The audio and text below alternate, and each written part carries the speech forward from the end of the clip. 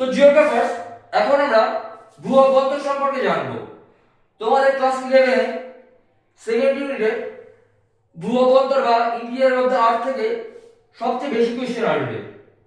তো সবাই মন দিয়ে ক্লাসটাকে ফলো করো। তো আমরা সবাই জানি আমাদের পৃথিবী গোল।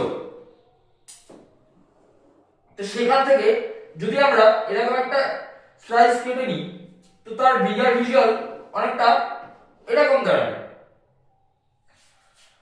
তো আজ আমরা এই স্লাইসের এই অংশটা থেকেই তোমাদের ভূ অভ্যন্তর সম্পর্কে শেখাবো।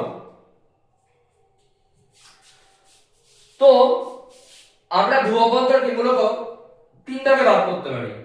প্রথমত ভূত্বক বা ক্রাস্ট বা লিথোস্ফিয়ার, যেটাই বলো। লিথো কথার অর্থ ভূ, আর স্ফিয়ার কথার অর্থ মণ্ডল, তার জন্য লিথোস্ফিয়ার। দ্বিতীয়ত গুরুমণ্ডল বা ম্যান্টেল, এবং তৃতীয়ত কেন্দ্রমণ্ডল বা কোরের অংশ। তো আমরা প্রথমেই ক্রাস্ট সম্পর্কে জানবো। ক্রাস্টকে আমরা দুভাবে ভাগ করতে পারি। প্রথমত শিয়ার, দ্বিতীয়ত সীমা। শিয়ার মূলত মহাদেশীয় ভূত্বক দ্বারা তৈরি। এর গভীরতা অ্যাপ্রক্স 70 মিমি এবং এটি সিলিকন আর অ্যালুমিনিয়াম দ্বারা গঠিত। তো তাই তুলনামূলকভাবে এটি হালকা। আর দ্বিতীয়ত রয়েছে আমাদের সীমা, যা মহাসাগরীয় ভূত্বক দ্বারা গঠিত। এটির গভীরতা 5 কিমির কাছাকাছি। তো অ্যাপ্রক্সের গভীরতা দাঁড়াচ্ছে 35 কিমি। তো যেখানে ছিলাম সীমা, এটি মূলত ব্যাসল্টের সমন্বয় ম্যাগনেসিয়াম আর সিলিকা দ্বারা গঠিত। এর উষ্ণতা বা এই অংশের উষ্ণতা 300 থেকে 500 ডিগ্রির কাছাকাছি। তো এবার তোমরা আমায় কমেন্টে বলো যে শিয়ারের উষ্ণতা বেশি নাকি সীমা। তো কোথায় ছিলাম আমরা? সীমা। সীমার ঘনত্ব 3.5 গ্রাম পার ঘন সেমি। তো এই গেল আমাদের ক্রাস্টের অংশ। এর পরবর্তীকালে আমরা ম্যান্টেল বা গুরুমণ্ডল সম্পর্কে জানবো। ম্যান্টেল বা গুরুমণ্ডলকে আমরা মূলত দুভাগে ভাগ করতে পারি, ঠিক ক্রাস্টের মতোই। একটা হচ্ছে বহির্গুরুমণ্ডল, যাকে আমরা প্রোফেসিমা বলে থাকি।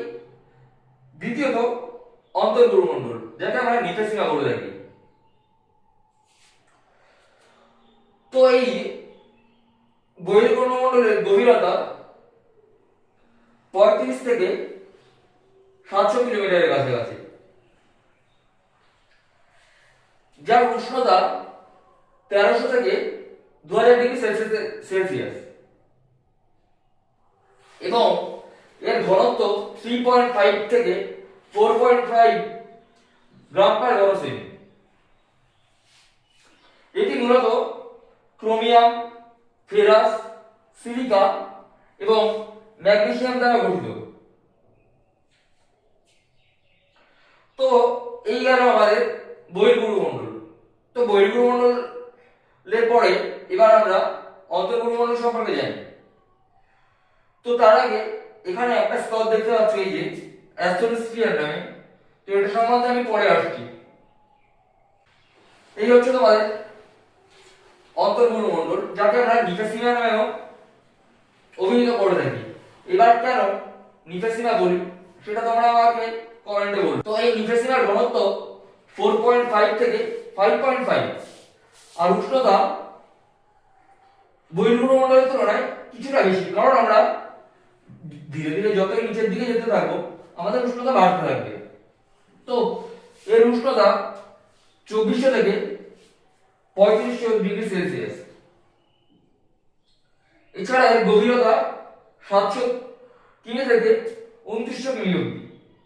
তাহলে আমাদের টোটাল ম্যান্টেলের গভীরতা কত দাঁড়াচ্ছে? 35 থেকে 2900 কিলোমিটার অবধি। এই গেল আমাদের ম্যান্টেল।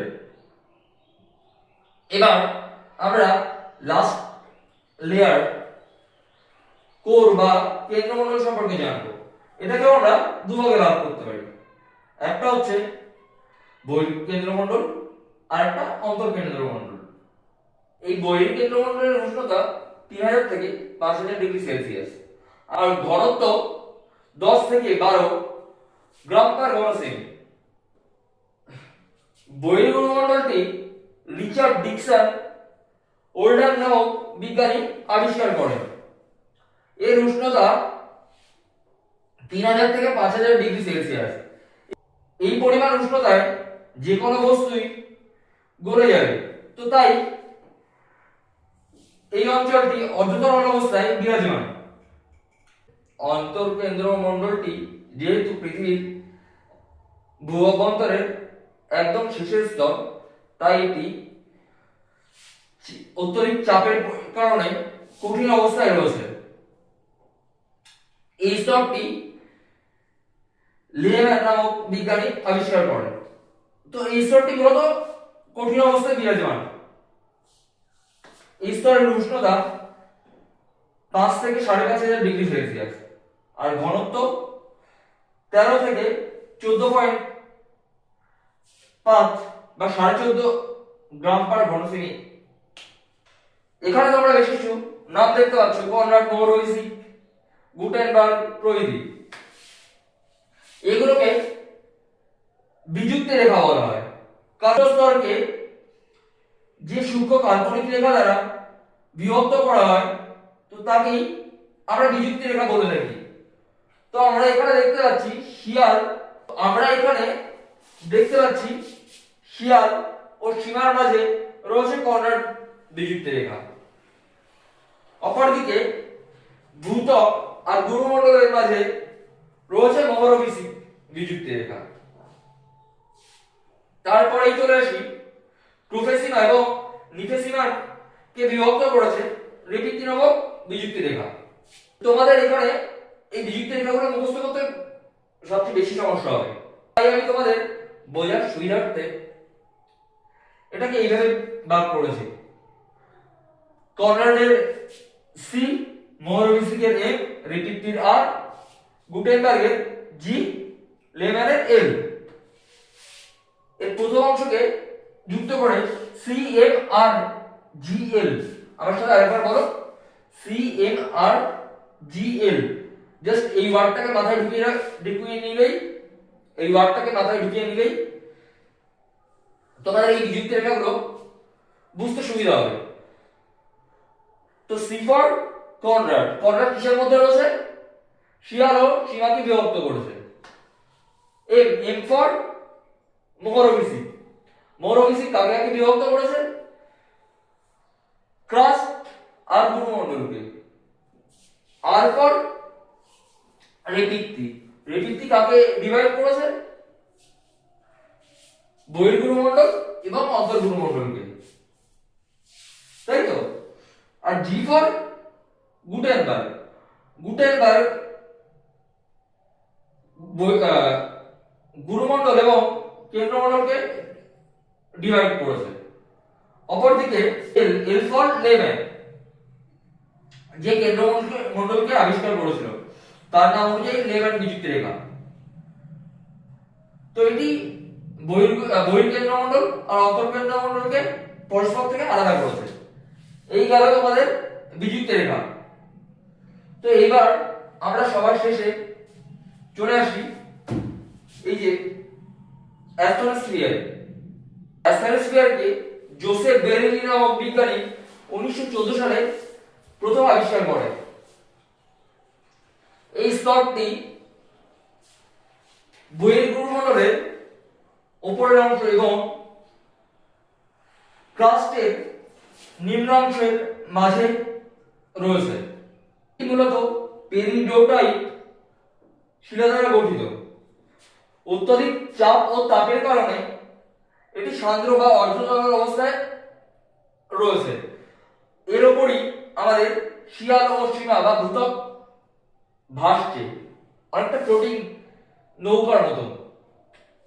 নৌকা যেমন জলের উপরে ভাসে, ঠিক তেমনই ওরকম একটা অর্ধতল অবস্থায় রয়েছে অ্যাটমসফিয়ার, যার উপরে আমাদের ভূত্বক বা আমরা রয়েছি। তো এই স্তরে পরিচলক স্রোত তৈরি হয়, যার কারণে শিলার চলন দেখা যায়, যেটা আমরা প্লেট টেকটনিক বা প্লেট টেকটনিক থিওরিতে পড়েছি। তো এই গেল তোমাদের ইন্টিরিয়ার অফ দ্য আর্থ।